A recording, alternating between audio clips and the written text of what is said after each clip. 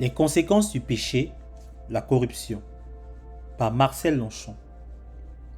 La chute de l'homme dans le péché a entraîné de très sérieuses conséquences, notamment l'insensibilité spirituelle des oreilles, des yeux et du cœur, l'obscurcissement et l'endurcissement, la corruption, la déviation de la voie divine, la poursuite du charnel, le rejet des choses authentiquement spirituelles, la mort, la mise sous le pouvoir du diable.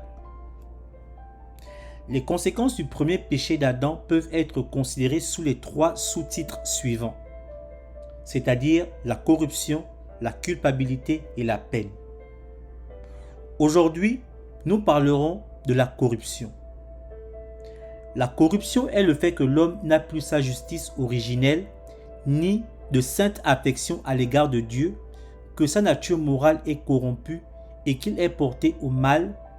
C'est ce que nous définissons comme la corruption. La Bible parle de la nature humaine comme étant entièrement corrompue.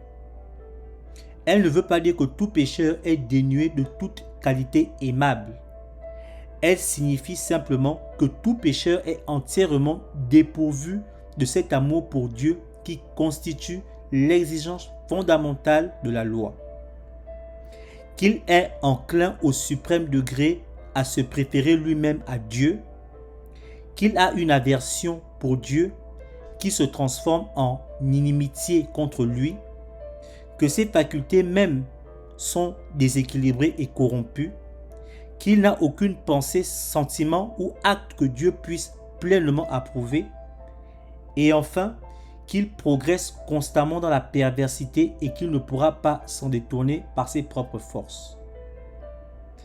La corruption s'est infiltrée dans l'homme tout entier. Son corps, son langage, son intelligence, ses émotions et sa volonté. La corruption a produit chez le pécheur une impuissance spirituelle totale, dans le sens où il ne peut pas, par sa propre volonté, changer son caractère et sa vie de manière à les rendre conformes à la loi de Dieu, ni changer sa préférence fondamentale pour le moi et le péché en un amour suprême pour Dieu. Il ne peut pas, par sa propre volonté, se régénérer lui-même, ni se repentir, ni manifester la foi qui sauve.